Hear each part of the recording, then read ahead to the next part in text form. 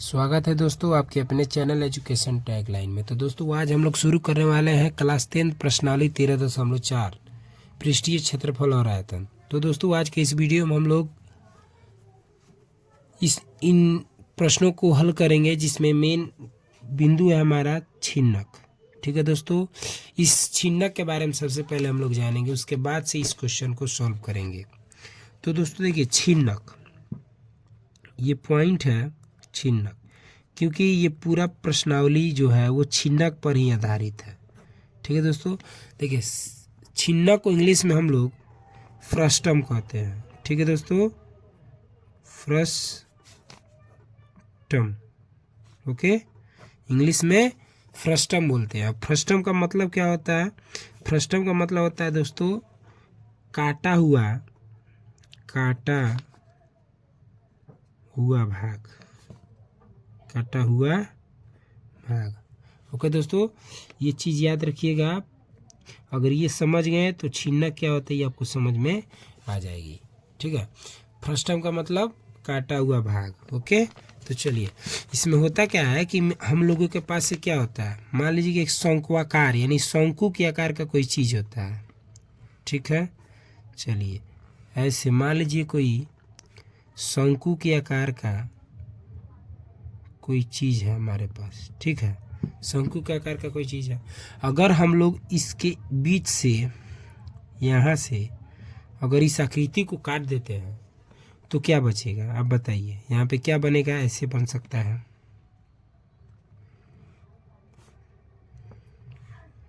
ऐसे ऐसे। ठीक है दोस्तों, ऐसे बनेगा ना। अभी हम क्या बोले, फ्रस्टम का मतलब क्या था? काटा हुआ भाग। ठीक है, तो किसका काटा हुआ भाग? इसका, इस शंकु के आकार का जो आकृति बना है इसके भाग को मैंने क्या कर दिया? काट दिया है, निकाल दिया है। तो इससे क्या स्पष्ट होता है कि किसी शंक्वाकार आकृति को जब उस बीच से काटा जाता है तो ये जो आकृति बनती है, ठीक है, यही फ्रस्टम कहलाती है। मीन्स बोले तो छिन्नक। क्या कहलाएगा? छिन्नक। इसी को छिन्नक कहते हैं। और छिन्नक में खासियत क्या होती है दोस्तों कि इसमें व्यास जो होता है ना, वो व्यास दो व्यास होता है, एक ऊपरी व्यास और एक निचली व्यास। यानी इसको D1 D2 ले लेते हैं और इसको D1 ले लेते हैं। ठीक है, यानी दो व्यास होता है। अब आप सोच रहे होंगे कि दो व्यास होता है तो त्रिज्या भी दोगा, एकदम होगा, क्योंकि व्यास की आधी होती है त्रिज्या। तो इसकी त्रिज्याएँ भी क्या होंगी? दो ही होंगी। एक R1 R2 होगा और यहाँ से लेकर यहाँ तक क्या होगा? R1 होगा। ओके दोस्तों, और देखिए, और इसमें क्या होगा? ये ऊंचाई भी आपको मिल जाएगी। ओके, ऊंचाई भी मिल जाएगी।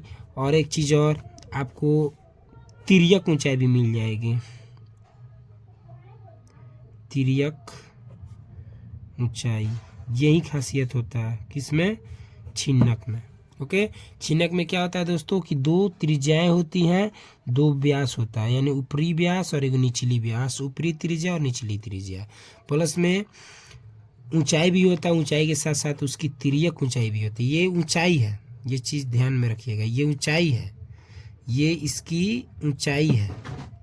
और तिर्यक ऊंचाई की बात करें तो तिर्यक ऊंचाई ये है जो तिरछी लाइन है, समझ पा रहे होंगे आप लोग। ये तिर्यक ऊंचाई है और ये केवल ऊंचाई है इसकी जो सेंटर में गिर रहा है, देख रहे हैं ना।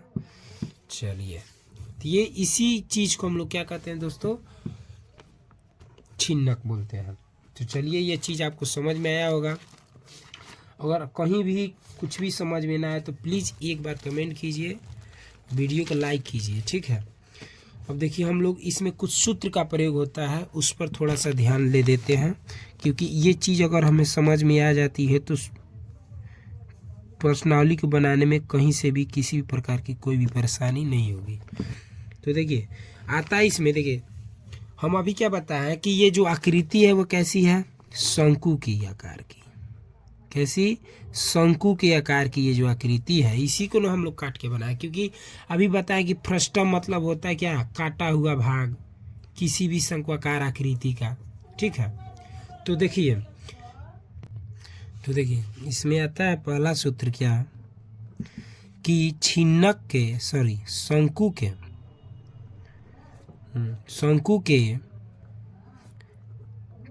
छिन्नक, शंकु के छिन्नक का आयतन, शंकु के छिन्नक का आयतन। आयतन का मतलब क्या बताएं दोस्तों, हम इसके पहले भी बता चुके हैं आप लोगों को, क्या कि आयतन का मतलब होता है क्षेत्रफल गुणे ऊंचाई। ये चीज आपको ध्यान में रखनी है, ठीक है। आयतन बराबर क्या होता है, क्षेत्रफल गुणे ऊंचाई। तो छिन्नक का आयतन होता है, ध्यान में रखिएगा, 1/3 पाई h into R1 square plus R2 square, R1 ये हो गया, R2 हो गया, फिर प्लस देंगे, फिर R1 इंटू R2, ये हो गया आपके शंकु के छिन्नक का आयतन। ओके, क्या 1/3 पाई h into R1 square plus R2 square plus R1 into R2, ये हो गया। अब दूसरा नंबर में आता है दोस्तों क्या कि हमारे पास आता है शंकु के छिन्नक का वक्र पृष्ठीय क्षेत्रफल, यानी शंकु का, ये जो शंकु इसका छिन्नक है, शंकु का छिन्नक इसका वक्र पृष्ठीय क्षेत्रफल। तो लिखेंगे क्या कि शंकु के छिन्नक, शंकु के छिन्नक का वक्र पृष्ठीय क्षेत्रफल, वक्र पृष्ठीय क्षेत्रफल है ना, हाँ क्षेत्रफल ये होगा।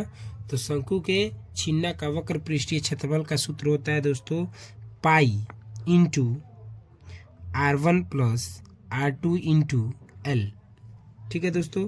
जहाँ L हमारा क्या होगा, यहाँ पे आप जानते होंगे, इसके पहले वाले चैप्टर में पढ़े होंगे, तो यहाँ पे L का मतलब हो गया क्या, L का मतलब होगा तिर्यक ऊंचाई। क्या होगा, तिर्यक ऊंचाई। तो देखिए छिन्नक में तिर्यक ऊंचाई इसका बदल जाता है, शंकु में तिर्यक ऊंचाई दूसरा था, ठीक है, इसमें बदल जाएगा, क्या आ जाएगा, √h स्क्वायर तो रहेगा ही रहेगा, इसके अंदर आ जाता है R1 माइनस R2 का होल स्क्वायर। ओके, चलिए ये रहा। अब हम लोग पता करेंगे इसका संपूर्ण पृष्ठीय क्षेत्रफल। इसका वक्र पृष्ठीय क्षेत्रफल तो समझ में आ रहा है, अब इसके संपूर्ण पृष्ठीय क्षेत्रफल के बारे में जानेंगे, ठीक है। तो क्या लिखेंगे, शंकु के, चलिए लिखेंगे शंकु के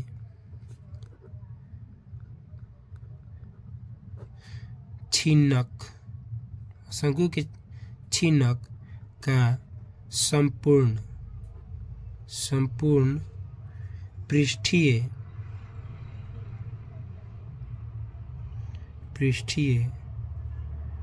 क्षेत्रफल। तो देखिए दोस्तों, इसका क्या होगा, शंकु के संपूर्ण पृष्ठीय क्षेत्रफल होता है पाई इंटू पाई एल, हाँ पाई एल होगा R1 plus R2 plus pi R square R1 plus pi R square R2। Okay दोस्तों, तो यहाँ पे L का मतलब तो समझ रहे हैं, यहाँ पे हम लिखे हुए हैं L मतलब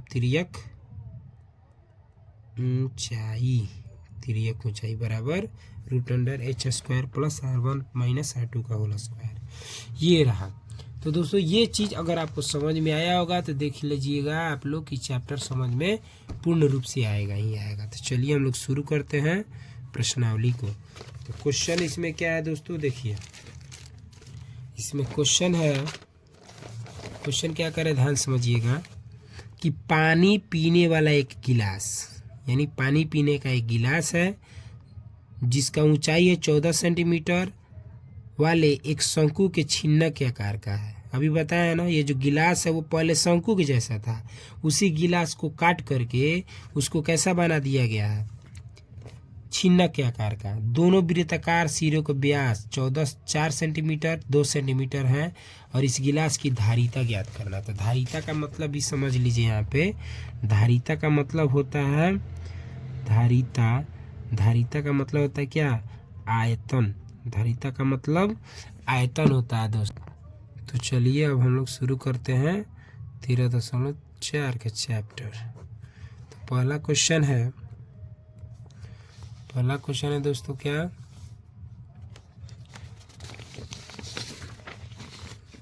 देखिए यहाँ पर पहला क्वेश्चन है कि एक गिलास है, ठीक,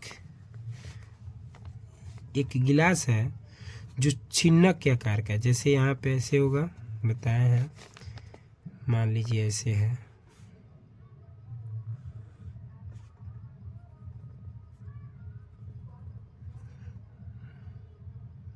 ठीक है दोस्तों। देखिए चित्र सबसे ज़्यादा मायने रखता है आपके मैथ के लिए। चित्र जो है ना दोस्तों सबसे ज़्यादा मायने रख रहा है। तो देखिए इस गिलास की ऊंचाई कितनी है? इस गिलास की जो ऊंचाई है वो है 14 सेंटीमीटर। ओके दोस्तों।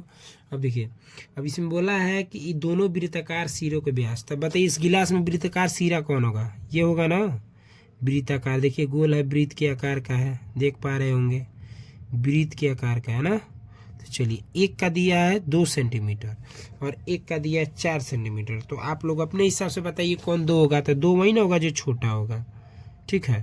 तो ये छोटा है तो व्यास लिख दिए यहाँ तक, और ये बड़ा वाला है तो यहाँ पे लिख देते हैं 4 सेंटीमीटर। ओके दोस्तों। तो आप लोग अपने हिसाब से क्या यहाँ पे, यहाँ से यहाँ तक हम लोग त्रिज्या निकाल देंगे ना, और फिर यहाँ से लेकर यहाँ तक।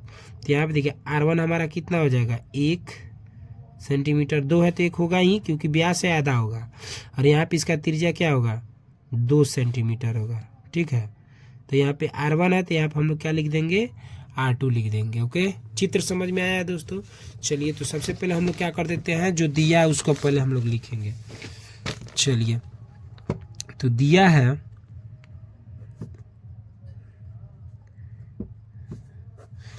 छिन्नक की ऊंचाई, छिन्नक की ऊंचाई, छिन्नक की ऊंचाई कितनी दिया है ये 14 सेंटीमीटर है ना। और इसका व्यास जो है पहले वृत्ताकार सिरे का व्यास, पहले सिरे का व्यास, इसको D1 ले लेते हैं, क्या होगा? 2 सेंटीमीटर दिया है ना।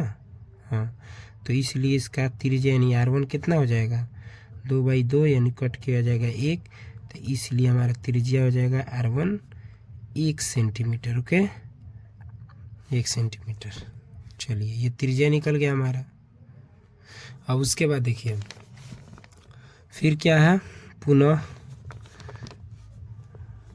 पहले वृत्ताकार सिरे का व्यास सब लिखेंगे यहाँ पे, चूंकि दूसरे वृत्ताकार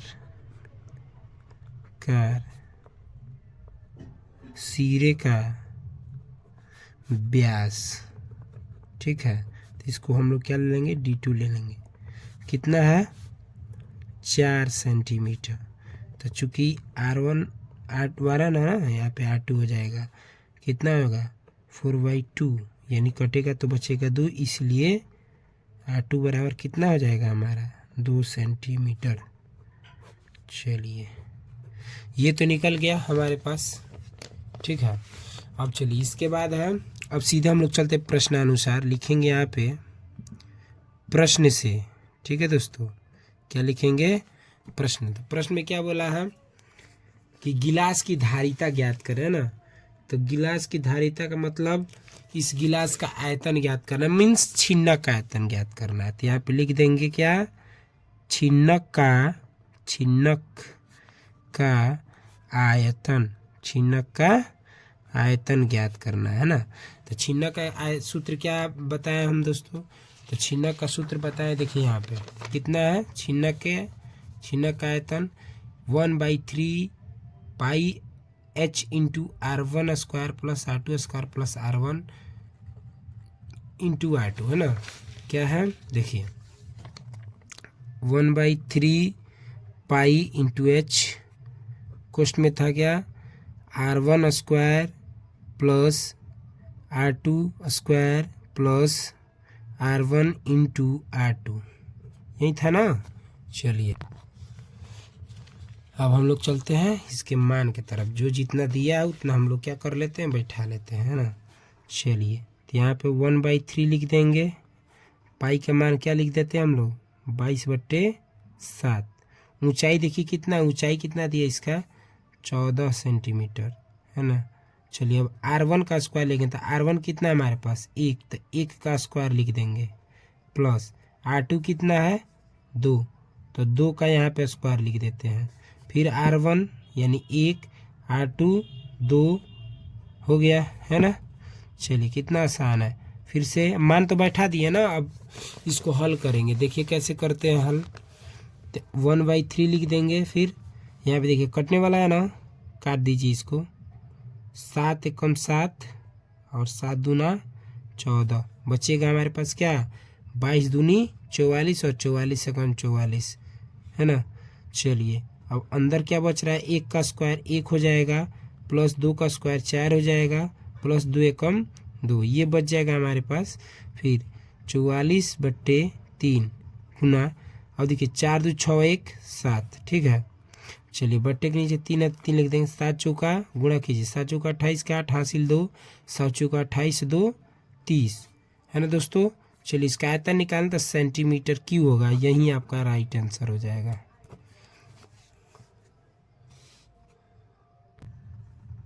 दोस्तों एक चीज़ है यहाँ पे देखिए, इसको हम बटन दिया ना तो इसको तोड़ दिया है ना, तो इसमें आंसर आ रहा है कितना 102.2/3 सेंटीमीटर क्यूब।